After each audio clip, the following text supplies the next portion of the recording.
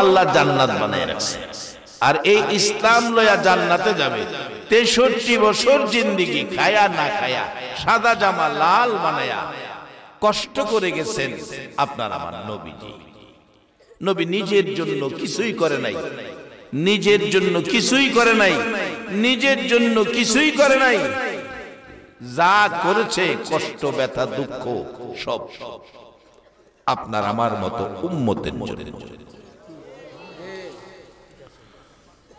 আমার নবী যখন উম্মতের ব্যথায় কাঁদতেন, আমার আল্লাহ পবিত্র কোরআনের আয়াত পাঠায়া সান্ত্বনা দিতেন।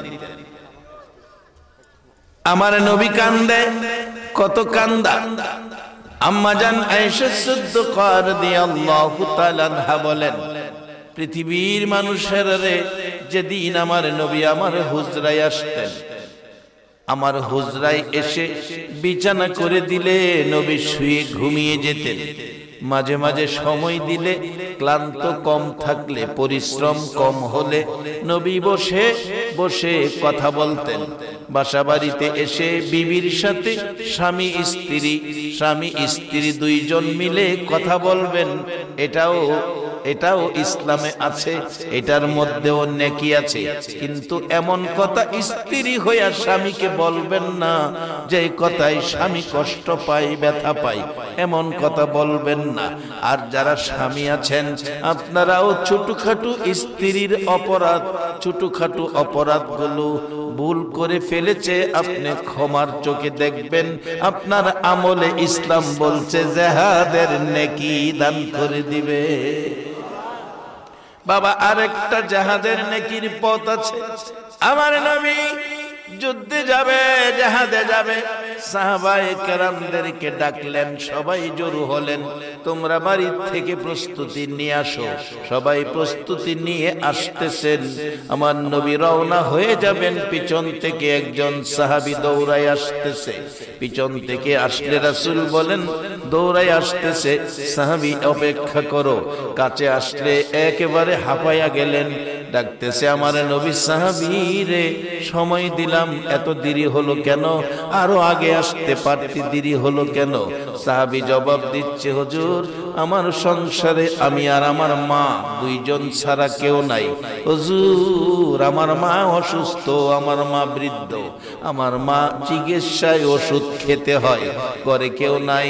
হুজুর, আমি জিহাদে রওনা হয়েছি, জানি না আমি ফিরে আসতে পারবো কিনা। এই জন্য আমার মায়ের ওষুধপত্রগুলো সিরিয়ালে মার পাশে রাইখা, আমি পর্যাপ্ত পানি মার পাশে রাখতে যাইয়া দেরি হয়েছে। পানি আর ওষুধ মার পাশে সাজাইয়া রেখে আসছি, সময় মতো মা যেন ওষুধগুলো পানি দিয়ে খেতে পারে। এই জন্য আমার আসতে দেরি হয়েছে। আমার নবী চোখের পানি ছেড়ে দিলে, সাহাবী ডাকে, হুজুর, চোখের পানি ছেড়ে দিলেন গো নবী, কি ব্যথা? আমার দেরি হওয়াতে কি আপনি কষ্ট পেয়েছেন? আমার নবী কান্দে, সাহাবী রে, চোখটা খুলে বাবা দেখি নাই, 6 বছর বয়সে মা হারাইছি, মায়ের খেদমত করার সুযোগ পাই নাই। সাহাবী, তোমার মা অসুস্থ, বুড়া মানুষ, তুমি ওষুধপত্র পানি রাইখা আসতে দেরি হয়েছে। আমি রাসূল তোমাকে নির্দেশ দিলাম, তুমি জিহাদে যাইও না, তুমি তোমার বৃদ্ধ মায়ের খেদমতে বাড়িতে চলে যাও। রে সাহাবী, আমি রাসূল বলে দিলাম রে, জিহাদের চাইতে বৃদ্ধা মায়ের খেদমতের নেকি বেশি। ইসলাম শিক্ষা দিল কত সুন্দর জিনিস, আজকে সেই ইসলাম আমাদের কাছে নাই। বাবারা, ইসলাম এত নিয়ম নীতি শৃঙ্খলা আদর্শের ধর্ম, পৃথিবীতে আর কোন ধর্ম এত নিয়ম নীতি আদর্শ নাই। এটা এত সুন্দর ধর্ম, যাকে আল্লাহ নিজে নিয়েছেন। ইন্নাদ-দীনা ইনদাল্লাহিল ইসলাম, একমাত্র আমি আল্লাহর মনোনীত ধর্মটার নাম হলো ইসলাম। ইসলামে থাকবে যারা, আমি আল্লাহর জান্নাতের মেহমান হবে তারা। বাবারা ভাইয়েরা শুন, এই ইসলামের মধ্যে আমার আল্লাহর দেওয়া কিছু পরামর্শ আছে। কোরআন শরীফের মধ্যে ইসলাম ওয়ালাদেরকে ডাকতেছেন, ইয়া আইয়ুহাল্লাযীনা আমানু, আমানু আল্লাহ ডাকতেছেন, ও পৃথিবীর ইমানদার মেয়ে পুরুষ, মাগো মেয়ে লোকেরা, তোমাদেরও আমার আল্লাহ ডাকতেছে। ইমানদার মেয়ে পুরুষেরা তোমরা কি করো? উরকাউ ওয়াসজুদু ওয়াবুদু রাব্বাকুম ওয়াফআলুল খায়রা লাআল্লাকুম তুফলিহুন। ও পৃথিবীর ইমানদার মেয়ে পুরুষ, তোমরা কি করো? রুকু সেজদার মাধ্যমে রবের ইবাদত করো। আচ্ছা, আপনারা একটা সত্য কথা কইবেন, রুকু সেজদার মাধ্যমে যে ইবাদতটা আল্লাহ বলছে, রবের ইবাদতের কথা বলছে, এই ইবাদতটা রুকু সেজদা কোন ইবাদতের মধ্যে আছে? আরে ফরেন আর না ফরেন স্বীকার করেন না, এটা কোন ইবাদতের মধ্যে আছে? নামাজ। আর রাসূল বলেছেন, as-salatu মেরাজুল মুমিনিন, নামাজ হইল মুমিনের মেরাজ। মেরাজ মানে আল্লাহর সাক্ষাৎ। নবী কইছে, নবীর কথা সত্য না মিথ্যা? যারা নবীরে দেখলে পাথর মারত, কাফের বেঈমান, এরাও নবীরে আলামিন সত্যবাদী ডাকতো। আর আপনারা মুসলমান হইয়া এত আস্তে কইলে এটা হয়? নবীর কথা সত্য না মিথ্যা? সত্যের আওয়াজ সব সময় গর্জিয়ে আসবে। সত্য কোনদিন কারো কাছে মাথা নত করে না। সত্য যেখানেই যাবে সত্য সত্যই থাকবে। সত্যকে কেউ কোনদিন দাবায়া রাখতে পারে না। আমার নবী বলছেন, বাজান কষ্ট হইতাছে আপনাদের? কি ভাগ্য আপনাদের! মক্কায় নবীর জন্ম, মক্কাবাসী নবীরে থাকতে দিল না। নবী একবার মক্কা ছেড়ে তায়েফ দেশে গেল। হায়রে তায়েফের যুবকেরা, ও দক্ষিণ পৈলের আশপাশি গ্রামের যুবকেরা, কে তোমরা? কোন মায়ের সন্তান? কোন মা তোমাদেরকে পেটে রাখছে? তোমাদের মতো বয়সেরা, তোমাদের মতো বয়সের যুবকেরা আমার নবীজি মক্কাবাসীর যন্ত্রণায় দুধ মায়ের দেশ হালিমার দেশ তায়েফ দেশে গিয়েছিল। আর তোমাদের মতো যুবকেরা একবার নয়, দুইবার নয়, তিনবার করে আমার নবীকে মারতে মারতে বেহুশ করেছে। আজকে সেই বয়সের যুবক হয়ে 1450 বছর পরে একটা দিন নবী দেখলা না, সেই নবীর মহব্বত লইয়া বসে আছো। আমার বিশ্বাস তোমাদের জন্য আমার নবী ফুলসিরাতের ঘাটে বসে থাকবে। আল্লাহ এই যুবকদেরকে তুমি কবুল করে নাও, সকলে বলুন আমিন। বাবারা, রুকু সেজদার মাধ্যমে রবের ইবাদত, রুকু সেজদার মাধ্যমে ইবাদতটার নাম কি? নামাজ। নামাজ পড়ছেন বেহেশত দিলাইব আল্লাহ। আবার এটা কইছে না, আল্লাহ কইতেছে নামাজের পরে, রুকু সেজদার মাধ্যমে নামাজের পরে তোমরা কি করো? অফ আলুল খায়রা, ভালো কাজ করো। আচ্ছা, একটা সত্য কথা কইবেন, আজকে শেখ বাড়ির পক্ষ থেকে আয়োজিত এই মাহফিলটা যে আয়োজনটা করলো, কাজটা কি ভালো না খারাপ? তো এবার দেখেন, যারা ভালো কাজ করে আল্লাহ কি কয়? লাআল্লাকুম তুফলিহুন, তারা সফল কাম, তারা বেহেশতি। আজকের এই মাহফিলের আয়োজক যারা, কোরআন বলছে তারা বেহেশতি। আচ্ছা, একটা সত্য কথা বলুন, আপনারা যারা আরামের ঘুম ঘর বাড়ি বিছনা ছেড়ে মাহফিলে বসে আছেন, আপনারা কি ভালোর পক্ষে না খারাপের পক্ষে? এই যে কোরআন সুন্নাহর আলোচনা শুনতেছেন, খারাপ লাগে না ভালো লাগে? এই ভালোটার পক্ষে আরো কিছুক্ষণ বসবেন, এতে কি মনটা চায়? তাইলে আপনারাও বেহেশতি। আমার কথা না তো, কোরআন বলছে আফআলুল খায়রা লাআল্লাকুম তুফলিহুন, যারা ভালো কাজ করে তারা বেহেশতে যাবে। যার বাস্তব নবী জীবনী, মরুভূমিতে নবীজি বসা মরুভূমির পথে একটা পথিক আসতেছে। পথিক সামনে দেখে একটা গাদা পিপাসায় জিহ্বাটা ভেড়ে গেছে। মরুভূমির গরম, মরুভূমিতে তো পানি নাই, গরম। পথিকের কাছেও পানি নাই। গাদাটা মনে হয় যে পিপাসায় মরে যাবে, এত পিপাসা। অবশেষে এই পথিক সামনে দেখে তরমুজের বাকলার মধ্যে গেলাম কি একটু পানি থাকে না, একটু পানি রসালো থাকে। এই তরমুজের বাকলাটা সামনে পড়ছে, এটা লইয়া গাদাটার কাছে নিয়ে দিছে। এই গাদাটা তরমুজের বাকলাটা খায়া পানির পিপাসাটা কিছুটা কমছে, কিছুটা আত্মতৃপ্তি পাইছে। এই পথিক যাইতেছে, নবীজির পাশাপাশি গেলে রাসূলকে লক্ষ্য করে জিবরাইল এসে বলতেছেন, হুজুর আল্লাহ আমাকে পাঠাইছে একটা খবর দেওয়ার জন্য। কি খবর? এই যে সামনে দা যাইতেছে পথিকটা, এই লোকটাকে আল্লাহ জান্নাত দান করে দিছে।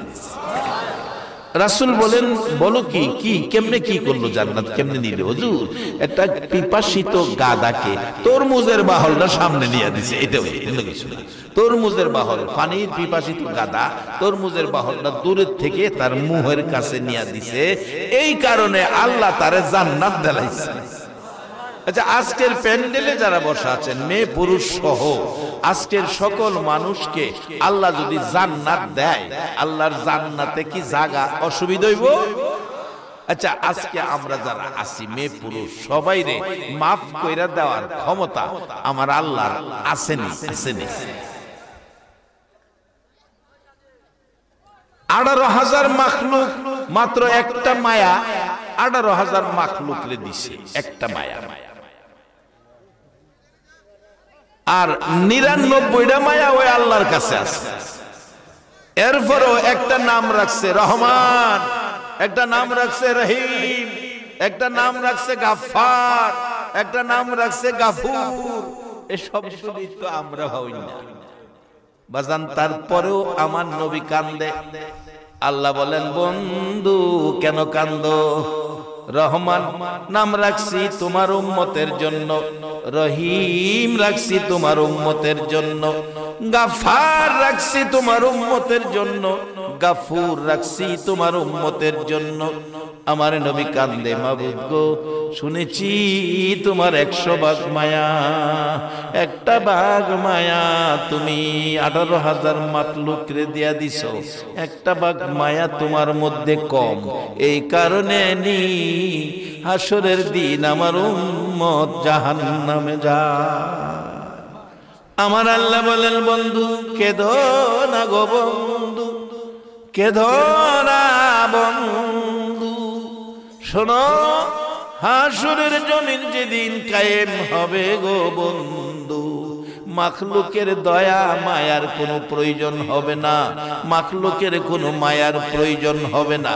সকল মাখলুকের কাছ থেকে টাইনা আমি আল্লাহ একটা ভাগ মায়া টাইনা নিয়ে আসবো। আইনা আমি আল্লাহর একটা ভাগ মায়া কম, ওই 1 ভাগ মায়া আইনা আমি আল্লাহ 100 ভাগ মায়া পুরা করব।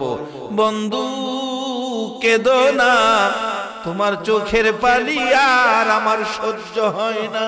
আমি আল্লাহ কথা দিলাম গো বন্ধু, এই 100 ভাগ মায়া দিয়া তোমার উম্মতের মাফ করে দিব।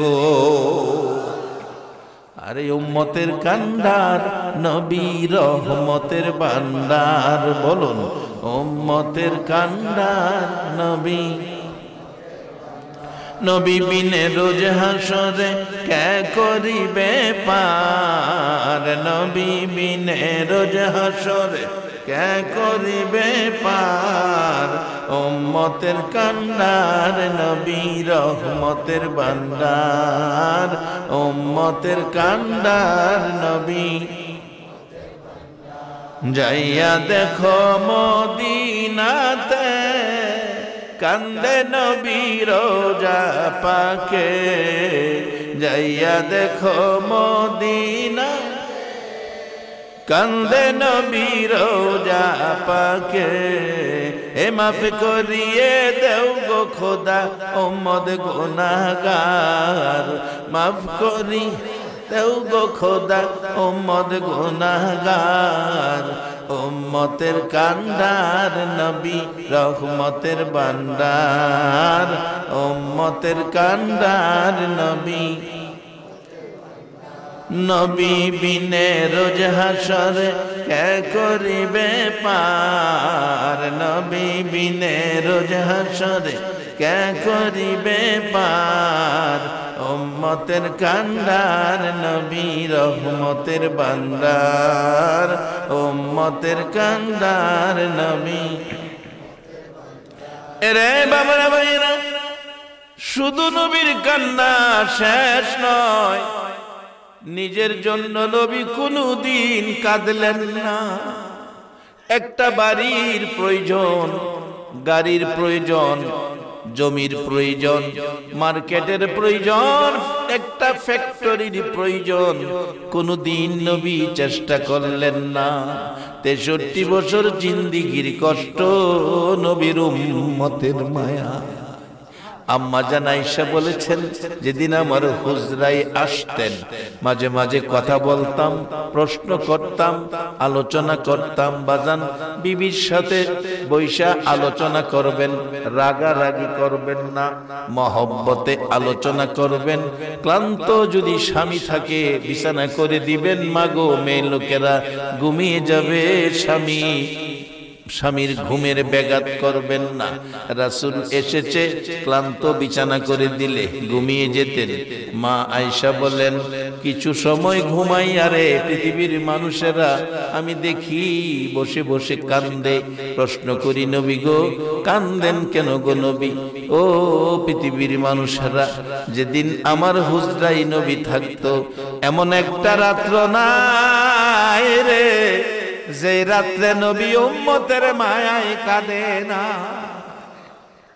আমার নবী জীবনে কোনদিন পেট ভরে খানা খায় না ভালো বিছানায় পিঠ লাগায় না আমার নবী কোনদিন ভালো পোশাক গায়ে দেয় না নবীর একটাই ব্যথা রে উম্মতের জন্য কাঁধে আমার নবীর প্রাণপ্রিয় বিবি আয়েশা সিদ্দিক বলেন গভীর রাত্রে কাঁধে নবীজির পাশে বসে সান্ত্বনা দিচ্ছি নবীজি গো কাঁদেবেন না আল্লাহ আপনার উম্মতের আমার বিশ্বাস মাফ করে দিবে হুজুর জীবনে বহু কষ্ট করেছেন আর কত কাঁদবেন গো নবীজি চোখের পানি আপনার দূর হয় না হুজুর জানতে চাই জীবনে কত জায়গায় ব্যথা পেয়েছেন গালি খেয়েছেন মাইর খেয়েছেন কোন দিনের ব্যথা বেশি কষ্ট হয়েছে আমার নবী কান্দে রে গাল বেয়ে বেয়ে চোখের পানি পড়ছে আয়েশা দে আয় আমার পাশে আয় নবীজির পাঞ্জাবি মোবারকটাই না হাত মোবারক খালি করে দেখাইতেছে আয়েশা দে এগুলি হলো তায়েফের জমিনের যুবকদের পাথরের আঘাতের দাগ আম্মা জান আয়েশা বলেন পৃথিবীর মানুষেরা রে আমার নবীর শরীর মুবারকে কালো কালো দাগ দাগ গর্ত হইয়া রইছে জিজ্ঞেস করেছি নবী গো এই যদি তায়েফের জমিনের যুবকের আঘাতের দাগ হয় আপনি দোয়া করলে দোয়া কবুল হয় দোয়া করে দেন দাগগুলো পরিষ্কার হয়ে যাক আমি দেখলে আমারও ব্যথা হবে আমার নবী কান্দে আয়েশা না এ দাগ দোয়া করে পরিষ্কার করব না হাসরের জমিন কায়েম হবে 3 ইঞ্চি উপরে সূর্যটা নেমে আসবে সুরমাদানির কাটি 3 ইঞ্চি উপরে আসবে একটা সূর্যের মধ্যে 70টা সূর্যের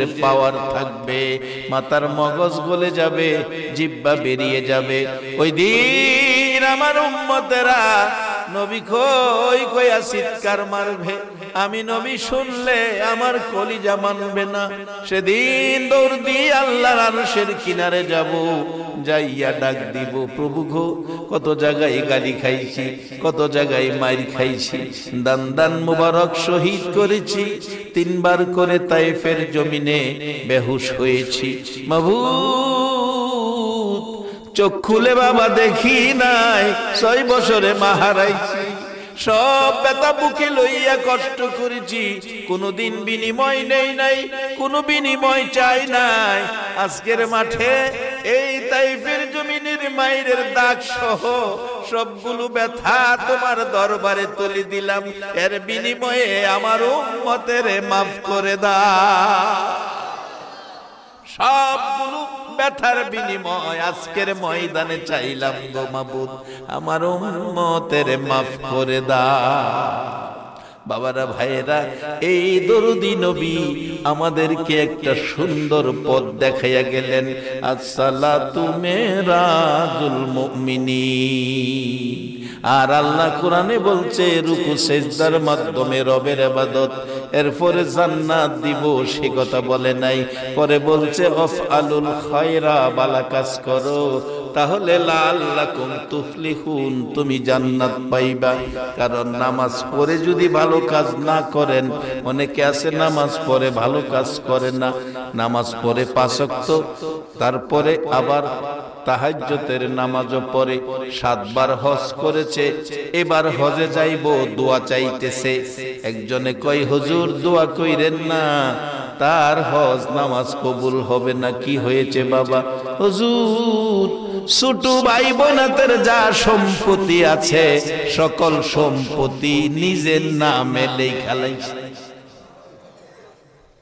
এবার ভাই সালা ইমানদার মুমিন মুত্তাকিরা দেন, ছোট ভাই বোনাদের হক সম্পদ নিজের নামে লেখা, নামাজ পড়া হজ কইরা বেহেশতে যাওয়া সম্ভব হবে কিনা? চেকপোস্টে ধরা করব, চেকপোস্ট। ও মুসলমান, আল্লাহ কি কয়? রুকু সিজদার মাধ্যমে রবের ইবাদতের পরে আফআলুল খায়রা, ভালো কাজ করো। ভালো কাজ করবেন, ভালো কাজের মধ্যে নবী একটা ভালো কাজ দিয়ে গেছেন। বিররুল ওয়ালিদাইনি আফদালু মিনাস সালাত ওয়াস সাদাকাত ওয়াস সাওমি ওয়াল হাজ্জি ওয়াল উমরাতি ওয়াল জিহাদি ফি সাবিলিল্লাহ। রাসূল বলেন একটা লোক নামাজ পড়লো, সদকা করলো, রোজা রাখলো, হজ করলো, উমরা করলো, আল্লাহর রাস্তায় জিহাদ করলো, 6টা ইবাদতে যেই নেকি পাইছে। আর একটা লোক সারাদিন রিকশা চালাইছে, 500 টাকা রুজি, 450 টাকার সংসারের বাজার, 50 টাকা দিয়া বুড়া মা বাবার লেগা বালা দেখা 2টা কমলা লইছে, রাত 10টায় বাড়িতে যাইতেছে, যাইয়া দেখে বাড়ির সামনে রাস্তায় দাঁড়াইয়া রইছে বুড়া বাবা লাঠি বর করে, এখনো আইতেছে না। ছেলে আসলো, বাড়িতে ঢুকলো, যাইয়া দেখে মা দরজাটা খুইলা গাল ভিজাইয়া কাঁদতেছে। মার হাতে একটা কমলা, বাবার হাতে একটা কমলা। বাবা গো, একটু বেশি সময় ডিউটি করছি, এই 50টা টাকা দিয়া 2টা কমলা আনবো, এই জন্য 1 ঘন্টা সময় রিক্সা লইয়া বেশি সময় দিছি। বাবা একটা কমলা তুমি খাও, মা একটা কমলা তুমি খাও। এই একটা কমলা বাবা, একটা কমলা মারে দিয়া যে সন্তান মা বাবারে খুশি করছে, রাসূল বললেন একটা লোক নামাজ পড়া, সদকা কইরা, রোজা রাখা, হজ কইরা, উমরা কইরা, আল্লাহর রাস্তায় জিহাদ কইরা যেই নেকি পাইছে, এই 2টা কমলা দিয়া মা বাবারে খুশি কইরা, এর চেয়ে বেশি নেকি কমলাওয়ালা হয়ে গেছে। ভালো কাজ বলতে গেলে এটারে ভালো কাজ বলা যায়।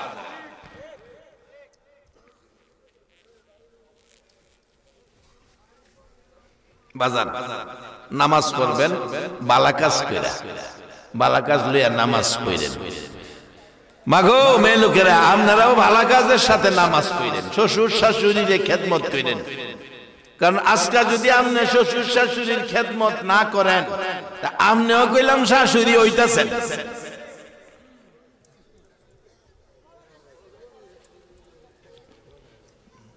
যারা যাইব গা, হ্যাঁ আমার সন্দেহ লাগে। পেশাব টেশাব ধরলে যায় না, আবার এটার ভিতরে পেশাব করে দিয়ে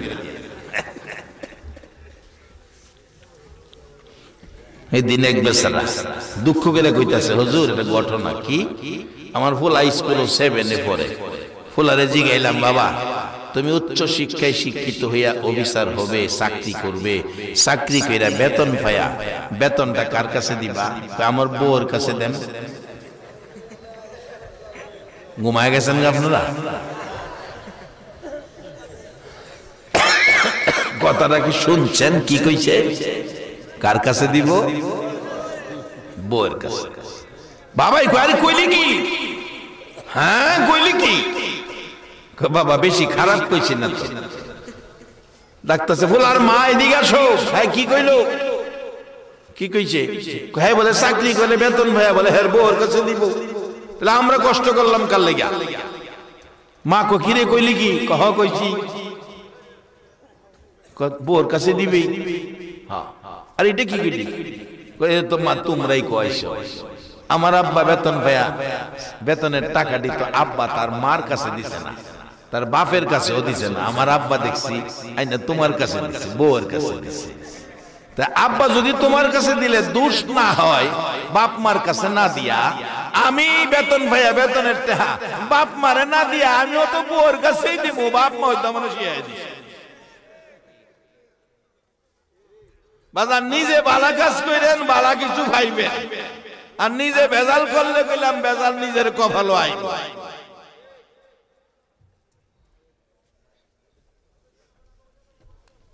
বাজার আসেন আমি শেষ দিকে যাইতেছি। আল্লাহ কইছে বালা কাজ করতে, নামাজ পড়া। নামাজের লগে যদি বেজাল থাকে এই নামাজে বাজান বেহেশতে যাইতে পারবেন না।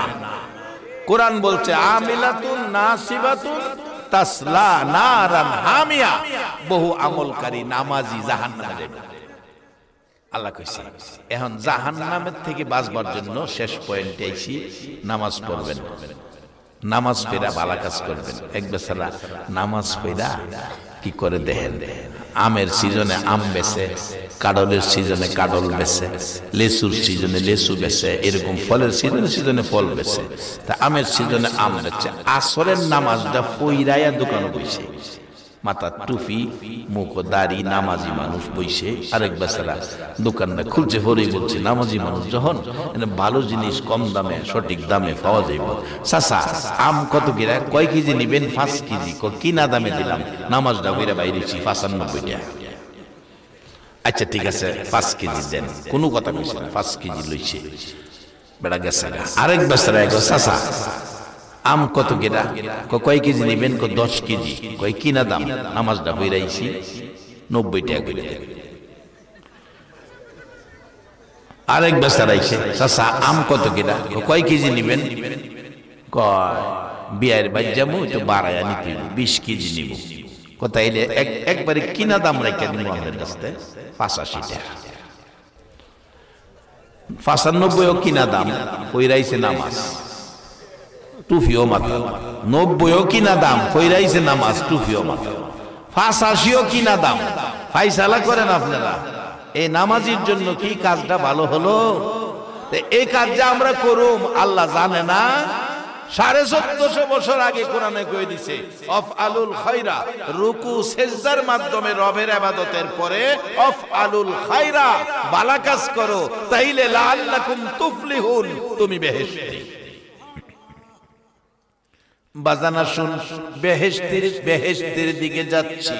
এবার খুব কম সময়ে বেহেশতে যাবেন আপনারা। এবার পাশের দোকানদার কয় চাচা এই নামাজি মানুষ নামাজ পড়ি টুপি লাগাইয়া এই কারবারটা কি আপনার বালা হয়? একই দাম কইবেন, এক দামে বেচবেন। আপনি 3টা দাম কইলেন, 3টা কিনা দাম। কথাগুলি তো সত্য হলো না। এবার দোকানদার কয় বেটা ব্যবসা করতে আইছস, ব্যবসা এত হস্তা না, বুঝা হুইনা ব্যবসা করতে হয়, ব্যবসার নিয়ম আছে। ওই টুপি লাগাই আপনি 3টা দাম ঘুরাইয়া কইলেন, করে বেকলে এটা তো নামাজের টুপি না, এটা আম বেচার টুপি। পকেটে টুপি বাইরে কি রাখো, এটা নামাজের টুপি। আচ্ছা আপনারা ফাইসালা দেন, ছোট বড় মিল্লা, নামাজের টুপি আর ব্যবসার টুপি কি আলাদা আছে?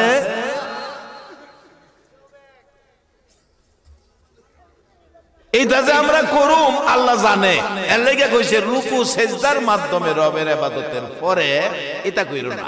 কি করো? ভালো কাজ করো। আফআলুল খায়রা লাআল্লাকুম তুফলিহুন। আর যারা সেই নামাজ পড়তে পারছে, শেষ দিকে গেলাম বাস্তব ঘটনা।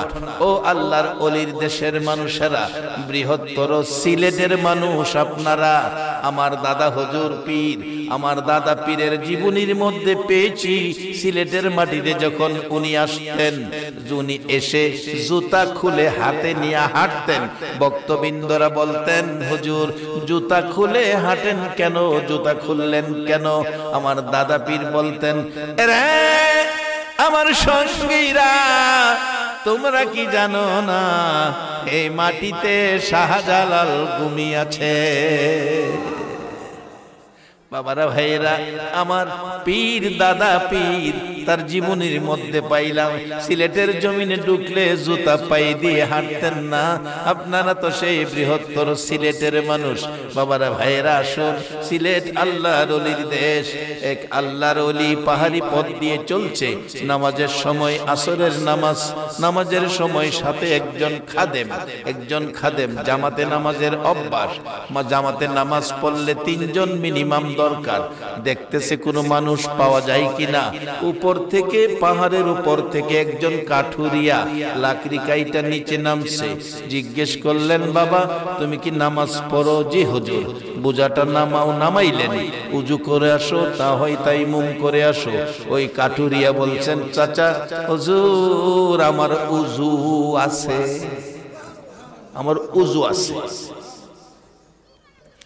কাঠুরিয়া গরিব মানুষ, জঙ্গলাই লাকড়ি কাটে, উজু আছে, এটার নাম ইসলাম রে বাবা। রিক্সা চালাও, উজু কইরা চালাইও, বিপদ আপদ থেকে আমার আল্লাহ তোমারে বাঁচাইব। ইসলাম বড় সুন্দর, শান্তির ধর্ম, শান্তির ধর্ম। উজু আছে, তাহলে বাবা তুমি নামাজ পড়াও। এখানে তো নির্ধারিত ইমাম কেউ না। কাঠুরিয়া বলছেন, হুজুর আপনি আল্লাহর ওলি মানুষ, আপনি পড়ান না। বাবা তুমি ওই পড়াও। কাঠুরিয়া ইমামতির দায়িত্বে, পিছনে 2 জন মুসল্লি আল্লাহর ওলি তার ভক্ত। নামাজ শুরু হলো, আসরের নামাজ। সাধারণত নামাজ 4 রাকাত পড়তে 5 থেকে 6 মিনিট লাগে। আধা ঘন্টায় নামাজ পড়ছে। দমক দিলেন আল্লাহর ওলি, এই পাগল তুই কি নামাজ জীবনে পড়স নাই? কেন হুজুর আধা ঘন্টা লাগলো কেন 4 রাকাত নামাজে? কাঠুরিয়া বলছে, হুজুর এই জন্য তো বলছি নামাজটা আপনি পড়ান। আপনি তো পড়াইলেন না, আমি পড়াইলেই বা কি হবে? সাধারণত 5-6 মিনিটে 4 রাকাত নামাজ পড়া যায়। হুজুর ঠিক আছে, এই জন্য আপনারে বলছিলাম। তাহলে তোর এত দেরি হলো কেন? ওই কাঠুরিয়া চোখের পানি গাল বেয়ে বেয়ে ছেড়ে দিলেন। হুজুর আমি যখন নামাজে দাঁড়াইছি আমার আল্লাহরে খুশি করার জন্য, আমার নবী বলেছে মুমিনের মেরাজ হলো নামাজ। আমার নবীর কথা মতো মেরাজ হলো নামাজ। মেরাজের আশায় নামাজে দাঁড়াইছি। হুজুর আল্লাহর কসম, সাথে সাথে আমার আল্লাহ বলতেছে, বান্দারে নামাজে দাঁড়াইছো, আমি আল্লাহ তোরে দেখার জন্য এসে গেছি। হুজুর আমি যখন রুকুতে যাইয়া রুকুর তাসবিহ পড়ি সুবহান রাব্বিয়াল আযীম, আমার আল্লাহ কই বান্দা আবার করে, বান্দা আবার কর। আমি আল্লাহর কাছে বড় ভালো লাগে। আমি আবার বলছি, আল্লাহ কয় আবার কর, আবার বলছি, আল্লাহ কয় আবার কর। আমার আল্লাহ শুনে আর আমি শোনাই, এইজন্য আমার রুকুতে দেরি হয়েছে। হুজুর সেজদায় যখন যাই, যখন বলি সুবহান রাব্বিয়াল আলা, আমার আল্লাহ কয় বান্দা রে বল, আমি আল্লাহ শুনতেছি, বল আবার বল, আমি আল্লাহ খুশি হয়েছি, আমি আল্লাহর কাছে ভালো লাগে। হুজুর আমি শোনাই, আমার আল্লাহ শুনে। পৃথিবীতে কেউ আছে না আছে সেই খবর আমার নাই। আমি আল্লাহর দিদারে উপস্থিত হয়ে গেছি। আমার নবীর ঘোষণা সালাতু মিরাজুল মুমিনিন, আমি সেই সাক্ষাতের মধ্যে পড়ে আমার দেরি হইয়া গেছে।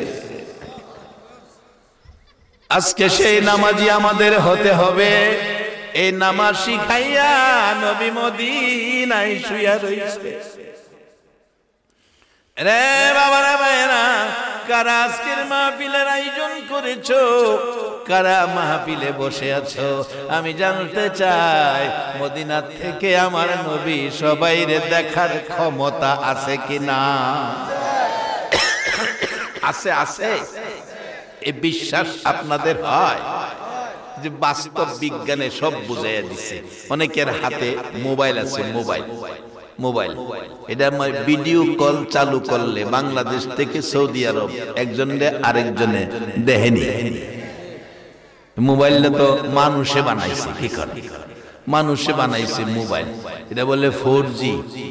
ভিডিও কল চালাইলে বাংলাদেশ থেকে ইটালি, সৌদি আরব, কুয়েত, কাতার, লন্ডন, আমেরিকা, বাংলাদেশ বইয়া সব দেখে দেখা কথা কয়। এটা মানুষের বানানো 3G আর 4G মোবাইল যদি পৃথিবীর যে কোনো রাষ্ট্র থেকে বাংলাদেশে বৈশা দেখতে রে, তা আমার আল্লাহ বানাইছে 3G আর 4G না, সকল নবীর নবীজি। এই নবী কি আজকে কে আয়োজক, কে মাহফিলের মেহমান, নবী কি দেখে না? আরো সহজে আইয়ে আপনাদের এই হবিগঞ্জ জেলায় কয়েকটা বড় বড় কোম্পানি আইছে, ফ্যাক্টরি, প্রাণ আইছে, তারপরে যমুনা গ্রুপ আইছে, আরো জানি কি কি আইছে। এই কোম্পানির ডাইরেক্টর যারা দেখবেন, এই যে এত বড় এরিয়া, সব জায়গায় জায়গায় ছোট ছোট ক্যামেরা লাগাইছে। এটা কি ক্যামেরা কয়?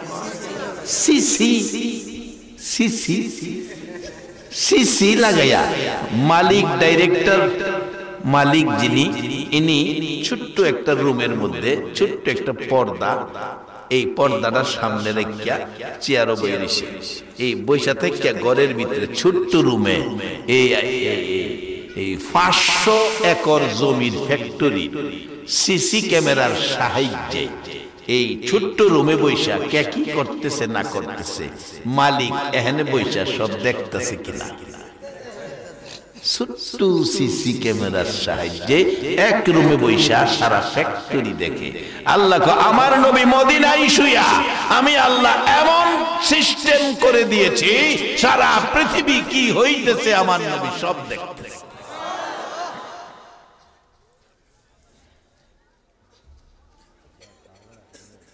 বাস্তবে গেল, এরপরে তো কোরআন সুন্নাহ রয়েই গেছে। বাস্তবে যদি বিশ্বাস করতে অসুবিধা হয় তাইলে কোরআন সুন্নাহ লাগান।